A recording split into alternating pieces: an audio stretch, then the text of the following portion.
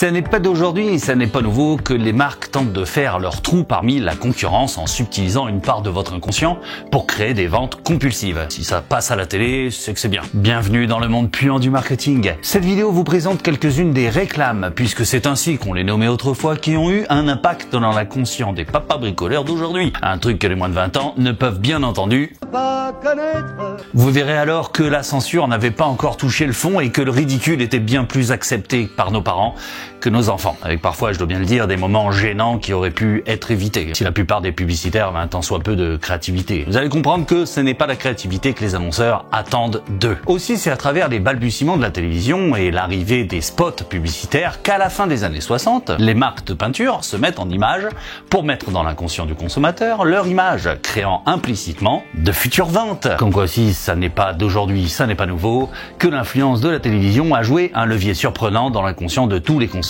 et surtout de leur porte-monnaie. On comprend donc maintenant pourquoi les marques comme Deluxe Valentine, Avis, Ripolin ou Astral entre autres ont impacté la mémoire collective de tous les bricoleurs du dimanche. Certaines marques n'ont pas résisté à la foison de peinture qui pullulait dans les premiers magasins de bricolage au tournant des années 70, quand d'autres ont survécu à la concurrence au prix parfois de rachat. Et ça se comprend d'ailleurs, autant avoir ces petites marques bien connues du grand public dans son giron plutôt qu'en concurrence. Je vous propose de commencer par les publicités les plus anciennes de la télévision et remonter ainsi le temps de façon chronologique. Sachez toutefois que pour améliorer le visionnage qui était déjà à l'origine de très mauvaise qualité, j'ai dû diminuer sciemment la taille de diffusion pour que les spots soient le plus regardables possible. Popcorn, Dr Pepper, on est parti. Dès la fin des années 60, la France électrique de Johnny accueille avec joie la 4e semaine de congé payé. Neil Armstrong nous emmerde juste pour un seul petit pas. Encore, il aurait fait un foot là-haut ou un golf à 18 trous, j'aurais compris. Enfin, quelques babes fument des pètes en se roulant des galoches, tout en écoutant Gainsbourg et Berkin jouir littéralement à la radio. Mais à la télévision encore en noir et blanc, qui ne propose que 2 chaînes, arrive dès octobre 68 la première publicité diffusée alors sur la première chaîne. C'est comme ça qu'on appelait la première chaîne. La première chaîne. Bien trouvé. Les Français sont 70% en 70 à avoir un téléviseur à la maison et passent à peu près 2h30 par jour devant leurs écrans. C'est déjà quand même beaucoup. Une aubaine alors pour les publicitaires. Il existe 3 grandes marques qui sortent du lot et qui s'affichent dès 69 à la télé. Avis étant la première à proposer un spot court, laconique et déjà parlant. Insta-vie, une couche suffit. Insta-vie, une couche suffit. Peinture Insta-vie, peinture Insta-vie, une couche suffit. C'est vrai? Avec Insta-vie, une couche suffit? Les bases d'une bonne publicité y sont déjà posées. Un format court avec peu de paroles pour retenir l'essentiel. Ici, un joli mensonge que personne ne pourra contester puisqu'en 69, il n'y a pas de réseaux sociaux et la chaîne Dr Peinture n'existe pas. Je suis même pas né d'ailleurs. Les peintures à cette époque sont essentiellement glycérophthaliques. Il est donc plutôt probable que ces peintures couvraient correctement les fonds tachés ou comme dans ce spot publicitaire des murs graffés par des jeunes délinquants de 4 ans. La musique aura également son importance. Une note et tout le monde reconnaît alors la publicité du principal concurrent d'Avis, Valentine. Les peintures Valentine sont faciles à employer. Elles sèchent vite, elles tiennent bien. Valentine, les belles peintures. Valentine est créée aux États-Unis par un Américain d'origine française. La marque deviendra française réellement en 1934 et sera rachetée par les Hollandais d'Axe de Nobel en 1975. Depuis, la marque est connue sous le nom de Dulux Valentine, mais on y reviendra un peu plus tard. Il arrive souvent que la marque crée une campagne publicitaire, c'est-à-dire une période de publicité où l'on fait varier la forme tout en gardant le fond du message. Souvent les arguments sont les mêmes, mais l'on change ou la diction ou quelque peu la musique, en tout cas la forme de la publicité. Les peintures Valentine sont faciles à employer. Elles sèchent vite, elles tiennent bien. Valentine, les belles peintures. Dans cette seconde publicité pour Valentine, le publicitaire a voulu que l'on retienne 2 principaux arguments qui devront séduire le peintre du dimanche un peu manchot. La peinture c'est facile à appliquer et ça sèche vite. Je vous rappelle qu'à cette époque, la plupart des peintures sont solvantées et mettent souvent près de 24 heures à sécher totalement. Ripolin est la 3e marque à se mettre enfin à la réclame. Elle sort elle aussi une campagne publicitaire en 69 avec 2 spots présentant 2 peintures différentes. La première est une laque. La couleur entre enfin dans les spots publicitaires puisque Ripolin propose 36 teintes à la vente. Une version spray de la peinture est également vendue. Bon, les EPI, on s'en bat le steak, hein. Le gamin qui atomise sa chaise de jardin avec sa petite sœur juste à côté et qui respire en normal les gaz de l'aérosol, ça n'émeut pas encore l'OMS. Il est à noter la première utilisation de slogan publicitaire, le ripollinage du printemps. Ça fait mal aux oreilles, ça pique. Grand ripollinage de printemps avec Ripolac. Ripolac est une laque onctueuse, couvrante, très résistante, appliquez-la à l'extérieur comme à l'intérieur. Ripolac en bombe s'appelle Ripolac Spray et sèche en 5 minutes. Ripolac fait des surfaces bien lisses, bien brillantes. 36 couleurs ensoleillées. Ripolac, c'est la qualité Ripolin.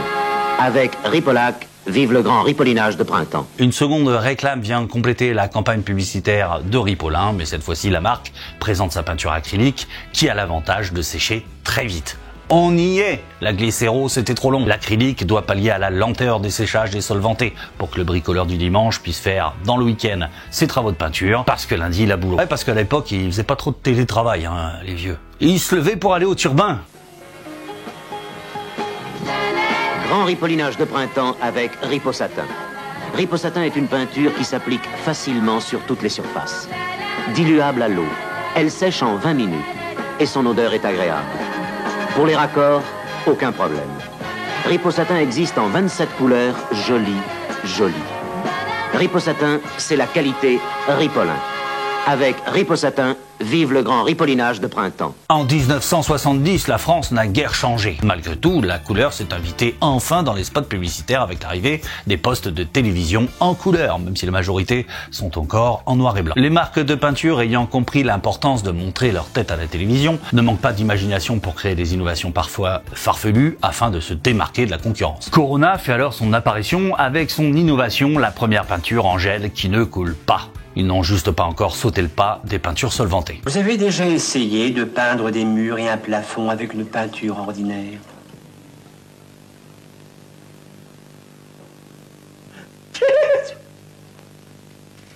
Bien, maintenant, regardez ce qui se passe avec les peintures gélifiées Coriolis. Coriolis ne coule pas. Coriolis, la peinture glycérophthalique de Corona, qui ne coule pas. Malgré le renfort de publicité et l'argent investi dès les balbutiements de la publicité à la télévision, certaines marques se sont faites beaucoup plus discrètes par la suite. C'est le cas de Novemail, qui existe encore aujourd'hui d'ailleurs. Admirez le joli pas de danse et le style d'application. Bah quoi, faut se mettre au niveau de la ménagère de moins de 50 ans. Ne tirez pas sur la laque. Novemail, nouvelle laque décor, s'étale facilement. Novemail s'étale sans tirer. J'ai retenu pour l'année 1971 un seul spot qui peut à lui seul expliquer le fonctionnement du marketing sur nos cerveaux.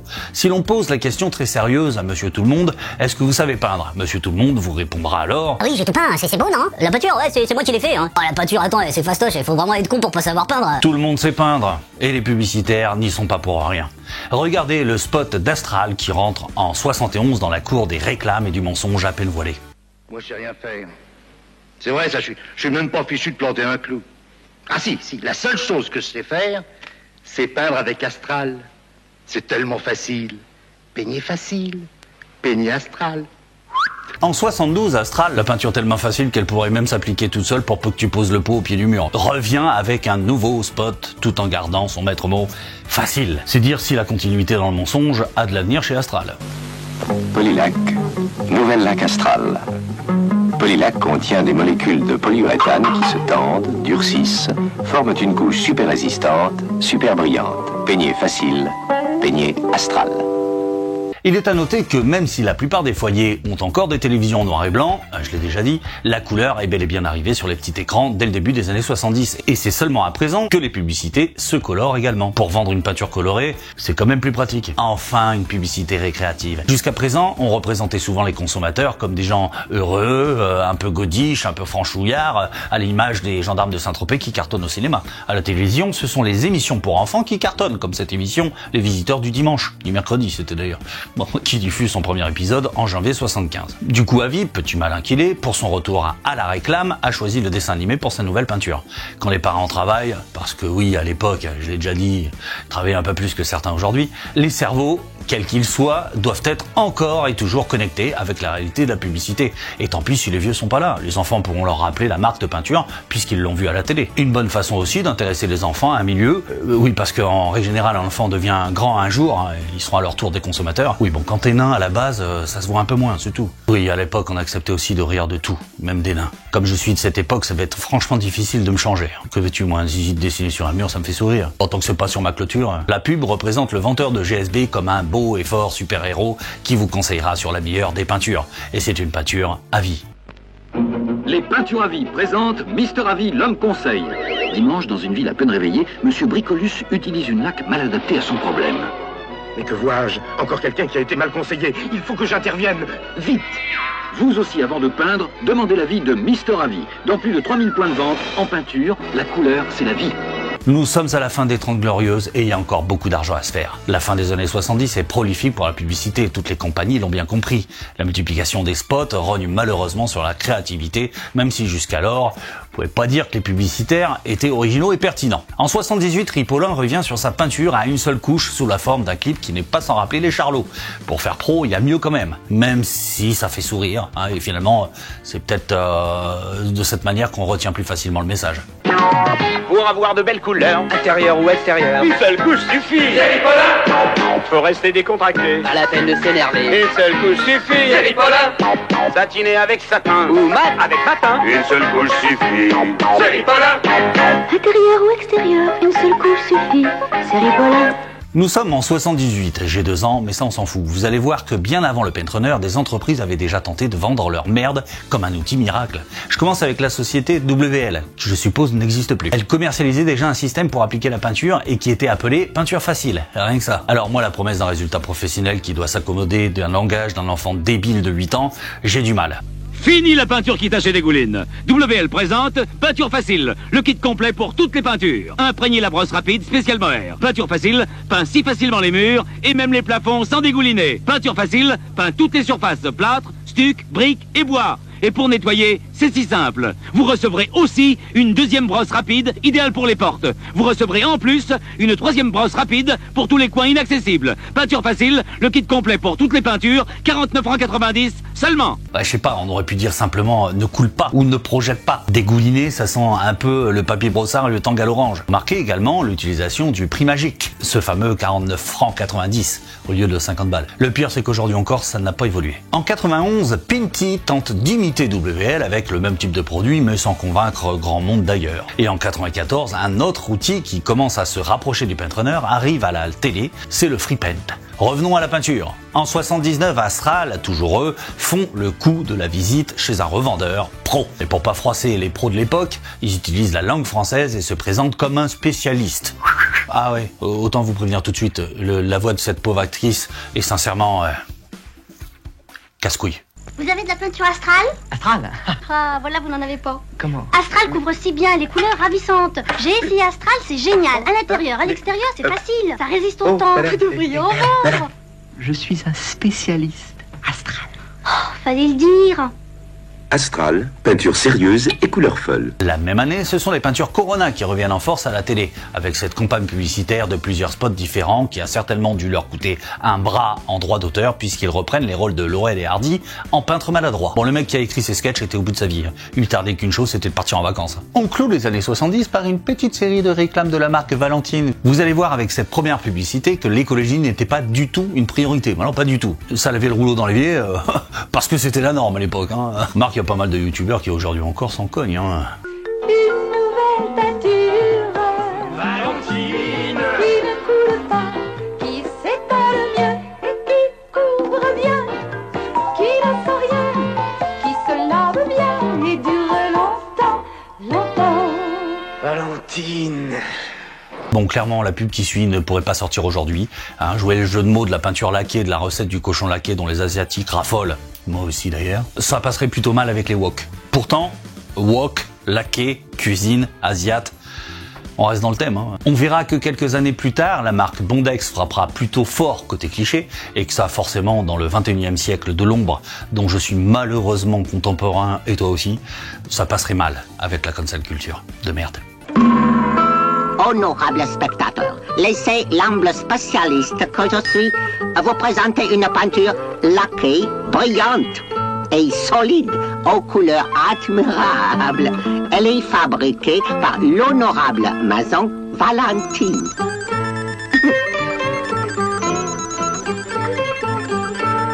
Valentine, peinture laquée des connaisseurs. Et je m'y connais. Oh, oh. Ah, les années 80, Madonna fait péter sa petite culotte. Là encore, à cette époque, ça n'émeut pas une seule féministe mal baisée. Parce qu'à l'époque, on s'en fout, on est tolérant. Tu vois, ça, c'est ma génération, hein. D'ailleurs, tous les groupes de musique branchés étaient gays. Les Communards, Pet Shop Boys, Village People, Dead or Alive, Freddie Mercury, Dépêche Mode, Modern Talking, George Michael, David et Jonathan. Et même Adria Quatennens. Si, regarde, j'ai retrouvé sa prestation sur Lina.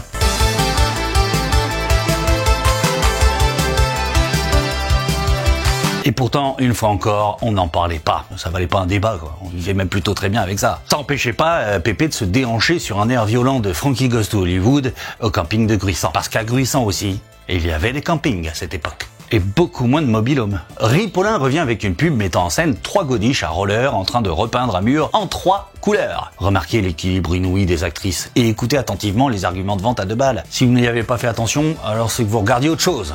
Bande de petits cochons. Ripollin lance écrin. Pour faire briller sans se tacher et sans se boucher le nez, les pinceaux se rincent à l'eau. Écrin de Ripollin, c'est la peinture laquée, pas compliquée, qui sèche en 30 minutes. Écrin de Ripollin, le brillant décontracté. Hein qu'est-ce qu'elle dit là? Les pinceaux se rincent à l'eau. Les pinceaux se rincent à l'eau. Seront salaud. À la limite. Alors la réclame qui suit, on touche du doigt ce que je dénonce de tout le temps, la puissance des publicités sur nos cerveaux. À croire même que l'homme n'en a plus. On peut même se poser la question, mais qui a écrit cette bouse? C'est ça. Ça sent bon ici. Ah, tu trouves? Ah si, ça sent quelque chose. Absolument pas, d'ailleurs, Habit 3000 ne sent rien. Ça va, ces travaux? C'est fini. Ça a l'air tout sec déjà. En 30 minutes, ça sèche, Habit 3000. Habit 3000, aussi sec, c'est sec. Aussi sec, c'est sec. Bon, là encore, on est dans un simulacre de chantier, hein, où le mec te dit ah, ça sent bon, hein. Normal, la peinture à vie 3000 sert aussi de gel douche. Et quand la secrétaire rentre et te demande si... Ça va, ces travaux? Tu lui réponds, c'est fini. Ne mets pas devant le mur que t'as barbouillé à l'arrache et dont il manque 3 coups de rouleau derrière. Sans déconner, c'est pas crédible. Bon, à l'époque, ça passait crème. Les années 80, c'est aussi le grand retour à la télé de Novemail. Ça faisait quand même bientôt 15 ans que la marque n'était pas apparue à la télé. Alors on s'attend à de la créativité, du peps, que ça déchire, quoi. La marque prépare une série de réclames et diffuse la première d'entre elles en 1984. Je comprends pas la cible, les chiens, les maîtres. Quand on aime bien, on protège bien. Peinture Novemail, ça protège bien. Novemail spécial façade. Quand on aime bien, on protège bien. Peinture Novemail, ça protège bien. Novemail spécial bois. Quand on aime bien, on protège bien. Peinture Novemail, ça protège bien. Novemail spécial fer. Alors, est-ce que ce sont les pubs de Novemail qui poussent la même année les peintures Valentine à sortir un spot de qualité? Ou est-ce l'inspiration qui donnera naissance à la célèbre mascotte de la marque Valentine? Je sais pas non plus, mais enfin, drôle de coïncidence quand même. Parce que je vois pas le rapport entre un animal et une peinture. Les couleurs tendres, ce sont les peintures de l'année. Valentine, Valentine.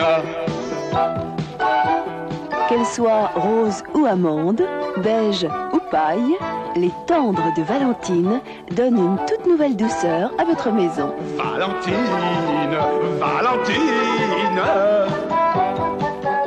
En brillant et en satiné, Valentine, les belles peintures. Avis 3000 revient avec une publicité sous forme de sketch. C'est la petite touche de créativité de la marque. Toujours pareil, faut que ça sèche vite et que ça sente plus. Les peintures prennent le virage des phases acryliques à grand renfort de réclame. Qu'est-ce que vous faisiez il y a 1 heure? Je peignais avec Avis 3000. Il nous prend pour des débutants, il n'y a pas d'odeur ici. Mais il n'y a pas d'odeur parce qu'il n'y a pas d'essence dans Avis 3000. Faites voir vos mains. Mais il est tout propre. Avec Avis 3000, tout se nettoie sous le robinet. Et comme par hasard, c'est sec. Oui, en une demi-heure avec Avis 3000. Une peinture qui sèche vite, sans odeur, sans essence. Bon sang, mais c'est bien sûr. Avis 3000. Avec Avis 3000, la couleur, c'est la vie. Nul doute que les publicitaires s'inspirent de leur époque et de tout ce qui peut plaire à leur auditoire. Au cinéma, c'est Tom Cruise qui joue dans Légende, Dark Crystal est sorti en 82, Willow en 88, L'Histoire sans fin en 84, et ici, Avis 3000 réalise un nouveau spot sous forme de bande-annonce de film très typé de ces années-là, où les enfants sont encore utilisés. Au royaume de la peinture, c'était l'horreur. Ça collait, ça empestait, c'était la poisse. Aujourd'hui, Avis 3000 est sans odeur et sèche en 30 minutes. C'est fantastique, la vie. Bon, comme souvent, ce sont toujours les mêmes que l'on voit à la télé. Novema y revient en 85, en 86 et 88, avec cette série de pubs décalées où peindre est aussi simple et rapide que de jeter la peinture du feu, littéralement. Effets spéciaux éblouissants, d'ailleurs, au passage. Le mec, After Effects, jeu d'acteur à la hauteur du scénario, c'est-à-dire à chier. Mais l'essentiel est là, encore une fois, que tu te souviennes du nom, Novemaï. Aïe aïe aïe. Les peintures sans odeur de Novemaï sèchent en 30 minutes. Bah vite alors.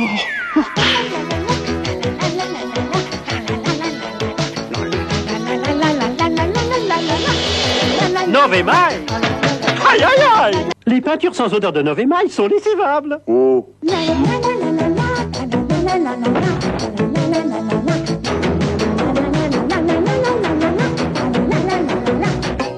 Novemaï.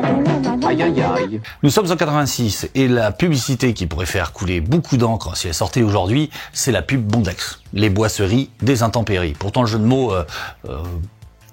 bancal, était plutôt bien trouvé, non? Tu trouves pas, hein? J'ai donc contacté Lina qui m'a filé les liens parce que visiblement j'étais trop con pour les trouver sur leur site, donc merci à eux d'avoir participé à la réalisation d'une certaine manière de cette superbe vidéo. Voyons donc les raisons de la gêne qui pousse un spectateur à laisser ce commentaire sous la vidéo YouTube de la publicité en question. Sous un soleil de plomb, sous un froid lapin, sous un crachin breton, sous un crachin breton. Avec Bondex, mes boisseries, des intempéries. Avec Bondex, mes boisseries, des intempéries. Bondex anti-intempéries. En 1986 arrive enfin celle que tout le monde connaît aujourd'hui, la Panthère de Valentine. Dès 84, le groupe chimique anglais ICI rachète Valentine et en profite pour fermer l'usine française de Gennevilliers et se séparer de ses activités pharmaceutiques. Quand t'es un pro dans la peinture, t'es un pro dans le médicament, c'est bien connu. Puis faire un petit coup de balai avec tous ces ouvriers branleurs français là. À dégager. Pour ton info, la branche pharmaceutique d'ICI appelée Zeneca a été vendue au Suédois Astra et ce groupe Astra, ça n'a rien à voir avec les peintures astrales. Ce groupe AstraZeneca fabriquait un lucratif vaccin du Covid quand tout le monde se chiait dessus à la maison à rien faire et à être payé.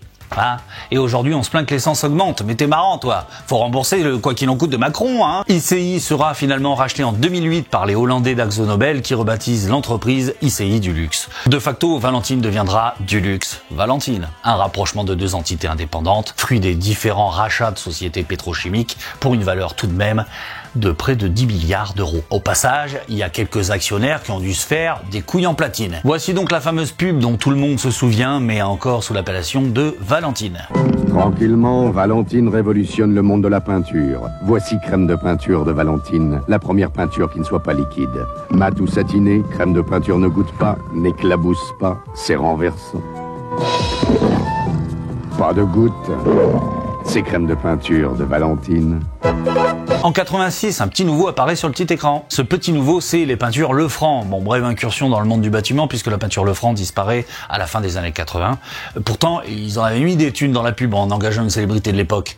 Parce qu'en 89, Marie Perrier-Cazé célèbre pour ses nombreuses publicités à cette époque, met en avant la marque. Depuis, la peinture a disparu des étalages, mais pas la marque, qui est aujourd'hui plus connue sous le nom de Lefranc Bourgeois, et propose des tubes de peinture pour les artistes. D'ailleurs, c'est Bourgeois qui a déposé le brevet de ces petits bouchons au pas de vis innovants qui permettent une fermeture facile et une meilleure étanchéité de la peinture, enfin des tubes de peinture d'artistes. Ça n'a aucun rapport avec le sujet, c'est juste pour que tu te couches moins con.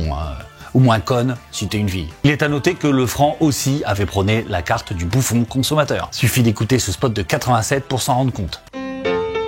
Lui, il a la nouvelle peinture compacte de Lefranc. Pas eux. Lui, il va vite. Pas eux. Lui, il ne fait pas de goût. Eux, si. Facile. Compact de Lefranc, ça roule sec et ça vient bon. 1987, c'est Avis 3000 qui nous revient avec une pub, comment dire, de plus en plus affligeante. À force de vouloir faire croire que tout le monde peut peindre parce que c'est facile, on finit par faire passer le consommateur pour un véritable con, voire un aliéné tout droit sorti d'un hôpital psychiatrique. Comme Avis 3000 super crème et monocouche, la première couche est aussi la dernière. Mais quand on a peint, on ne peut voir qu'une seule couche, la dernière. Donc on ne peut pas savoir que c'est la première couche.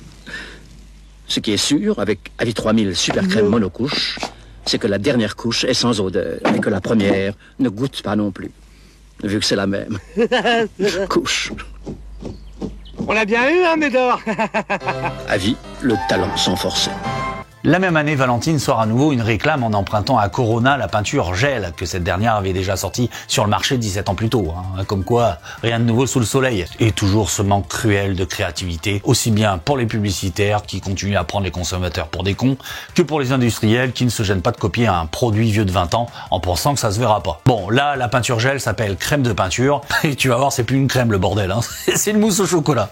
Ouais, enfin, c'est pas au chocolat, mais enfin... En théorie, le peintre est un bipède, dans la pratique, ça ne tient pas debout. Pour redresser cette situation, Valentine a créé crème de peinture. La peinture qui ne goûte pas. Résultat, les murs ont de l'allure et le peintre retrouve enfin la sienne. Crème de peinture de Valentine, debout les peintres. Il existe une version 2 du même spot, c'est d'ailleurs quelque chose qui est très souvent utilisé en marketing pour la peinture en bâtiment. Ça permet de faire d'une pierre deux coups et de sortir 2 ans après un nouveau spot qui n'a rien coûté en tournage puisqu'il était déjà enregistré. La panthère a ici autant d'importance que la peinture. C'est devenu tellement important pour la marque de la mettre en avant, comme ça dans les rayons vous trouvez plus facilement leurs produits, qu'ils finissent par la mettre dans des endroits un peu saugrenus, comme ici au-dessus de la cheminée. Là, comme ça, les deux cons ils sont là en train de peindre. Je peins et tout tranquille, au milieu il y a une panthère. Oh, normal. Toi t'as un chat, les mecs ils ont une panthère quand ils peignent chez eux. En 1988, entre deux spots de même inspiration, Valentine tente de se démarquer avec 2 autres réclames pleines de poésie. Qui ne se souvient pas alors de ce théâtre d'ombre qui s'invite chez Pépé et dans le pieu de papa. Hé papy, tu nous fais des ombres chinoises avec ton zizi? Je longeais la lagune. Et alors? La panthère me suivait. Quand soudain, un alizé de bleu se leva. Alors tout se confondit en une couleur incroyable. Tout n'était que nuance entre le blanc et le bleu. Oh, j'en croyais pas mes yeux.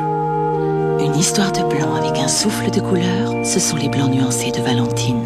Les années 80, c'est la merde. Des pubs, il y en a partout. Tout le monde veut sa part du gâteau. C'est comme Dr Peinture, quand on voit ses millions de vues et ses milliards d'abonnés, on aimerait bien voir pareil, non? 1987, Ripollin nous sort une campagne de 4 spots. Pourris, disons-le, avec une variante couleur à chaque pub. Ce sont des spots très courts, parce que la pub, ça coûte cher. Alors on répète les mêmes arguments et les mêmes gimmicks, avec des voix débiles, parce qu'on n'oublie pas qu'on s'adresse avant tout Michel. Ah, des débiles? Oui, malheureusement, pour une fois, t'as raison, mon petit Michel. Avec les lacs, Ripollin en peau, vous allez laquer comme des pros. Elle couvre les lacs Ripollin et elle résiste, c'est certain.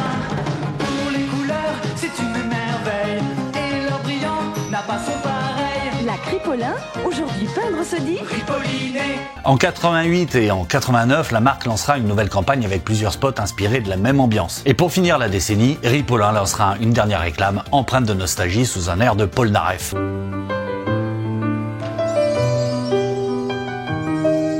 Ripollin donne couleur à vos rêves.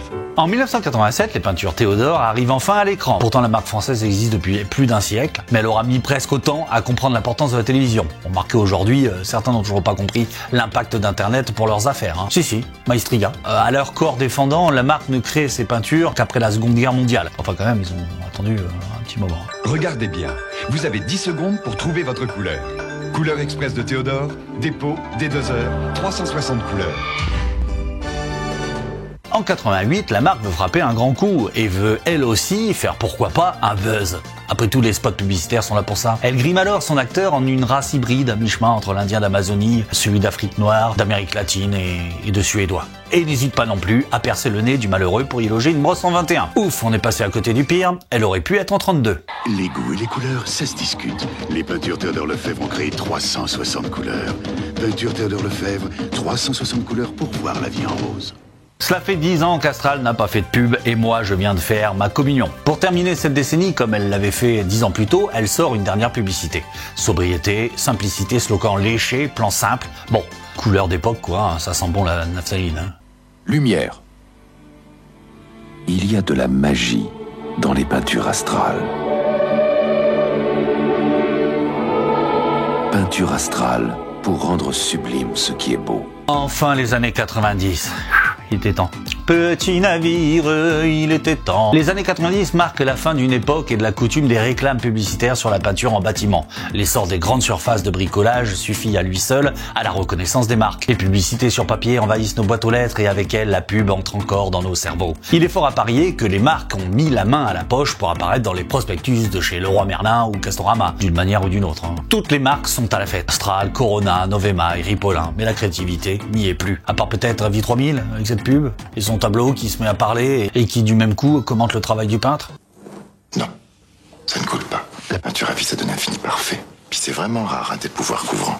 L'important dans la peinture, c'est la peinture. Et avec la vie, il y a plein de couleurs, alors on a beaucoup de choix par la fête. À vie, ça change la vie. Deux petits nouveaux dans le monde des squales de la pub font leur apparition. La marque V33 sera l'une des dernières à présenter une série de publicités en 1994. Les arguments de vente ne sont plus aussi importants qu'autrefois, d'ailleurs ils disparaissent pratiquement de leurs spots publicitaires. En revanche, V33 est la première marque à proposer alors une aide technique téléphonique. Difficile de savoir si le service était efficace et s'il a été beaucoup utilisé. Une passion, ça grandit, ça se cherche, ça mûrit. Et puis un jour, vous rencontrez la peinture V33. Une finition parfaite, une palette de 200 couleurs, vos passions, faites-les vivre, main dans la main avec V33. V33, nous sommes fiers de vous donner la main. Un coup de fil, c'est déjà un coup de main. Pour réussir vos travaux, demandez vite le guide pratique V33 au 36 68 20 33.